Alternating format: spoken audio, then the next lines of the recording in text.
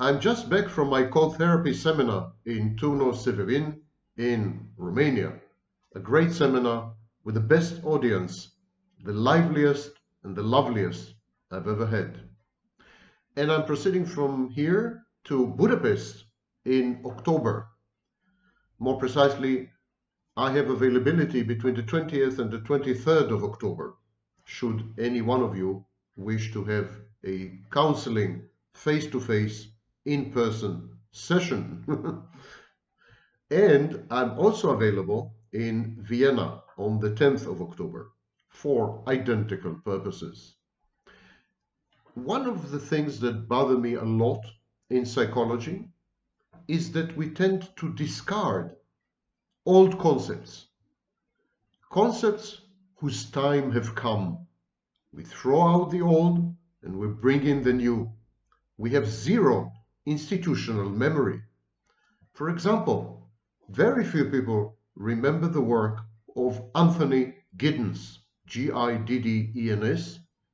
In the description area, you will find references to his work and to other people who have continued his work. It's an amazing body of studies, essays, contemplation, and field research. And it dealt with the issue of ontological insecurity and the reflexive self. This is the topics of these are the topics of today's lecture. And we start with ontological insecurity. It is an existential issue. It is about a person's sense of being in the world, ontology. An ontologically insecure person does not accept the reality or the existence of things, of themselves, of others. And if this reminds you a lot of narcissism, it's for good reasons, because narcissists are ontologically insecure. They can't perceive other people as external objects. They interact only with internal objects, introjects within their mind. And even there is a gap, a lacuna, a void, an emptiness. The narcissist cannot even perceive himself as some sort of entity. There is a problem even on this level. So, as far as a narcissist is concerned, existence itself is in doubt. The ontologically secure person has a stable, unquestioned sense of self, has a stable, unquestioned sense of his or her place in the world in relation to other people and objects. Now, the concept of ontological insecurity is very important if we want to understand, if we wish to understand a related concept of identity. It is an existential approach to identity because ontological security is the essential foundation for someone to achieve a stable sense of self-identity. Again, existentially speaking, if a person doesn't believe that he or she exists, if a person doesn't believe that other people are real, if a person even doubts the existence of objects, that person becomes solipsistic. It does not have the necessary foundation to develop a stable self-identity. Ontological insecurity is at the heart and core of identity disturbance in both borderline and narcissistic personality disorders. You see, most people accomplish a sense of ontological security. They are sure, they're pretty certain that they exist as separate entities. They're pretty certain that other people exist, separate from themselves. They have accomplished, most people have accomplished separation from mother and then individuation. Not so the narcissist.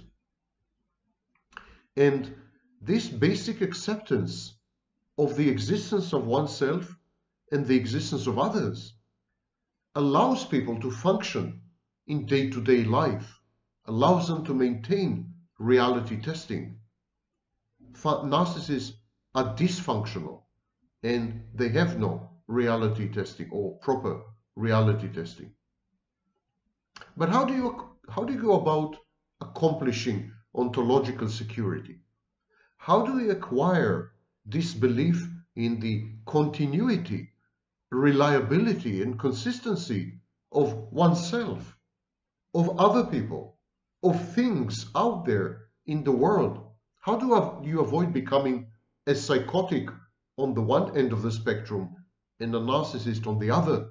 Both the psychotic and the narcissist confuse external objects with internal objects, and consequently, they are not sure that anything exists, internally or externally. The lines are blurred, and everything becomes fuzzy and fog-ridden. To develop ontological security, a person must first trust. Erickson called it basic trust. A person must learn to trust, develop a generalized sense of trust in the nature and stability of social structures, environments, the world out there, and the world in here. And this type of generalized trust is established in childhood and maintained through experience and routine. It is well documented that good parenting or good enough parenting engenders in children a sense of trust in others and in things out there in the world. Through consistency in parenting practices, unconditional love, coupled with firm boundary setting and discipline. These kind of practices teach children that other people, especially adults, can be trusted, and that through practice they could become almost perfect. Children, through routine, obtain a sense of the reliability and stability of social and physical world structures. And so people who are healthy, people who are relatively normal, have gone through a phase in childhood of separating from the parent, and yet the parent had acted as a secure base, fostering secure attachment later in life. And people carry this generalized sense of well-being and trust with them into adulthood, and it protects them against existential angst, against anxiety. The establishment of flexible, not rigid, not obsessive, but flexible routines is also important as adults for maintaining a general sense of trust and for reducing anxiety. And this is at the core of what we call self-identity, both the establishment of self-identity and the ongoing lifelong task of maintaining your self-identity. Now, generalized trust is acquired in early childhood, but it has to be reaffirmed. It has to be confirmed by repeated experiences with other people, time and again, lifelong, throughout the lifespan. It is not ensured. It is not immutable or unchanging. It could be lost at any minute, as many victims of abuse would demonstrate. Research has shown that accidents, unexpected life events, traumas can undermine this basic trust and threaten the person's ontological security. And what I'm trying to say is that you can easily switch from being ontologically secure to being ontologically insecure. Anthony Giddens' theory of self-identity is based on this premise of ontological security. We will discuss his reflexive self concept a bit later in this lecture. Giddens argues that the processes of late modernity and postmodernity have eroded many of the traditions that have underpinned trust in the nature and stability of the social and material world. He says that modern life is inherently ontologically insecure because it had dispensed with all the traditions which were the foundations, constituted the foundations of our ontological security in pre-modern societies. This is very reminiscent of many of the claims made by Jordan Peterson. Whereas pre-modern societies are characterized by tradition, religion, routine, and therefore meaning, it's easy to make sense of pre-modern societies. Modern societies are characterized by rapid cycling, enormous change, uncertainty and indeterminacy in every field of life: economy, employment, culture, family, institutions, beliefs, values, you name it. Everything is in flux, pantarei. And so there are many psychological and social and psychosocial threats in modern life.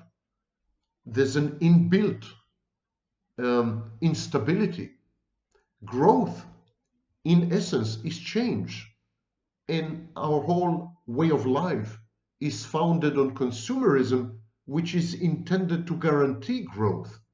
But I repeat, growth is change. Growth is instability. In work, in family life, in employment, in you name it, in education. A person needs to develop the ability to take for granted something, some everyday happenings, other people, material goods. The need to take for granted is another way of describing ontological security. People who do not become caught in a perpetual state of anxiety about the future are people who are ontologically secure. And so the desire and the need to manage potential threats, to avoid risks, this desire and need have become the cornerstones of our modern existence. We are battling off anxiety and risk and threats all the time. And this raises fundamental issues of, can we trust others? Can we trust institutions? Can we trust the world? And if we can't, if the answer is no, we cannot, what does our identity consist of? Our identity consists of our interactions with other people. Our identity is relational, it's social, it's interpersonal, but modern individuals cannot have an identity by definition because there's no one out there to rely on and to trust. And to manage this overwhelming insecurity, to manage this dysregulating indeterminacy and, in a way, unpredictability and capriciousness embedded in day-to-day living, we develop all kinds of dysfunctional strategies to achieve and to maintain a status or a state of ontological security. And ironically, it is exactly by deploying these strategies that we reduce the certainty in our lives and increase ontological insecurity. In other words, our strategies are self-defeating and self-destructive. One of the processes identified by Anthony Giddens is reflexivity. Individuals respond to social change and to the resulting insecurity by engaging with expert systems and by using information to assess their positions in the social and material worlds that they inhabit. In other words, individuals rely on information to position themselves.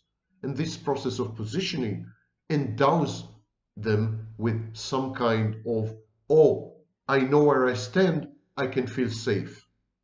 By placing themselves in their own fields of view, and by assessing their positions in social and material worlds which they inhabit, individuals can be assured of their own existence and manage the risks associated with modern life, according to the Encyclopedia of Identity. But if we take this to extreme, which most of us are forced to do, because the rate of change is so ginormous that we are forced to implement these strategies habitually, automatically, recurrently, it's out of control. So if this is taken to extreme, the process of reflection itself can and does generate anxiety. An ontologically secure person does not need to engage in a process of reflection. If you're ontologically secure, healthy, and normal, you don't reflect on the question whether other people exist. You don't reflect on yourself within your field of view. You don't need to position yourself. You just are. Being and becoming have become belabored processes requiring investment, commitment, reflection, and mirroring. This is abnormal. This is abnormal. We should be able to trust and accept things as they are without having to go through a layer of cognition. And this is, again, at the core of narcissism, because the narcissist is one cognitive layer removed from himself and from the world. He has to think about things in order to conceptualize them. Self-reflexivity and the ability to engage in the process of self-reflexivity.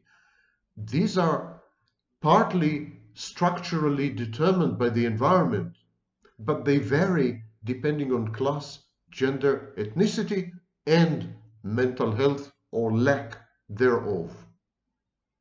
And so the concept of ontological security is important because it suggests that people need more than just material needs.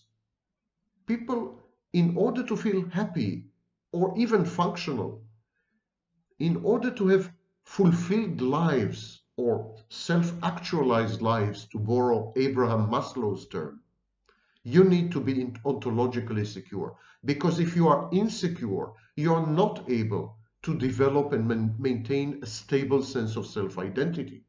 You have trouble negotiating and fitting in society and other aspects of the world that you reside in. Could be material aspects, could be other people. This ontological insecurity, this has a profound impact.